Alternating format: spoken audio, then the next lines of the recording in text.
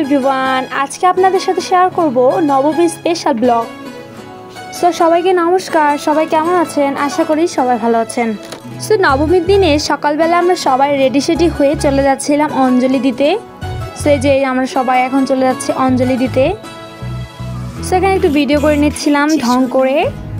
তো চলে আসলাম মণ্ডপে। মণ্ডপে গিয়ে দেখি পুজো শুরু হয়ে গেছে।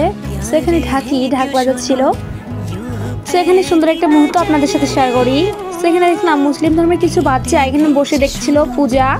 সো বিষয়টা খুব ভালো লাগলো। তারপর আমরা বিকেলে রেডি সেডি হয়ে পুজো দেখতে বেরিয়ে পড়লাম। সো এবার আমরা পুজো দেখতে বেরিয়েছিলাম বাসে করে। সো আমরা বাসে করে পুজো দেখতে গেছিলাম। সেখানে আমি আমার কাকিমাকে বলছিলাম যে একটু হাই দাও। সেখানে হাই দিচ্ছিল। সো এখন আমরা সবাই মিলে চলে যাচ্ছিলাম পুজো দেখতে। সো এখন আমরা হেঁটে হেঁটে পুরো দিনাজপুর ঠাকুর দেখে বেড়াবো। সেখানে আমার কিউটি বুড়োটা কি সুন্দর করে হেঁটে যাচ্ছিল। আমি একটু বললাম বোন একটু হাই দাও তো। সো দেখেন কি সুন্দর করে আমাকে হাই দিচ্ছিল। অনেক কিউট, তাই না বলেন? সো আমরা এখন হেঁটে হেঁটে পুজো দেখে বেড়াবো। সো আমরা চলে আসলাম দিনাজপুর সোয়ারি আশ্রম মন্দিরে। সেখানকার ডেকোরেশনটা ছিল অনেক সুন্দর, অনেক গর্জিয়াস।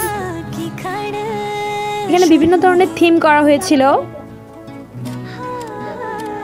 সো আমি তো দেখে পুরো অবাক, এত সুন্দর প্রতিমা। সো ঠাকুর দেখার শেষে আমরা একটু এখানে ফটোশুট করছিলাম, সবাই মিলে ছবি তুলছিলাম আর কি।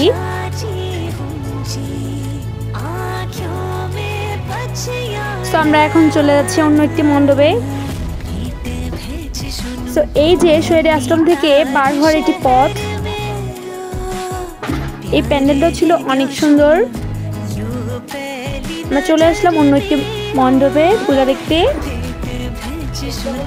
সো এই মণ্ডপটা ছিল সিম্পলের মধ্যেই। তারপর চলে আসলাম অন্য একটি মণ্ডপে। সো এখানে গোপাল ঠাকুরের বিভিন্ন ধরনের থিম করা হয়েছিল, যেটা দেখতে অনেক সুন্দর লাগছিল। সো তারপর এখানে আমরা ঠাকুর প্রণাম করে একটু চলে আসলাম। এই প্রতিমাটি ছিল একদম আলাদা রূপে। সেখানে অনেক সুন্দর করে ডেকোরেশন করা ছিল।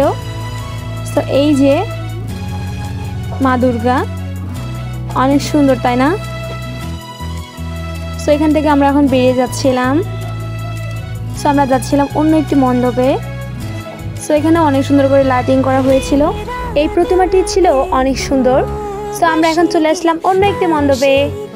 মায়ের প্রতিটি রূপই অনেক সুন্দর, তবে এই রূপটি আমার বেশি ভালো লেগেছে। একদম হোয়াইট থিমে ছিল, অনেক সুন্দর গর্জিয়াস। পুরো মাকে হোয়াইট থিমে সাজানো হয়েছিল।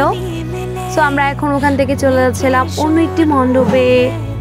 সো এখানকার লাইটিংও অনেক গর্জিয়াস করা হয়েছিল। সো এই যে চলে আসলাম, এখানে প্রচণ্ড ভিড় ছিল। এই যে প্রতিমা, এখানে আরতি করা হচ্ছিল। আমাদের ঠাকুর দেখতে দেখতে সন্ধ্যা লেগে গেছিল প্রায়। তো এখানে প্রসাদের আয়োজন করা হচ্ছিল। সো আমরা এখন চলে আসলাম অন্য একটি মণ্ডপে। এখানে দেখলাম আরতি করা হচ্ছে। সো একটু ভিডিও করে নিলাম।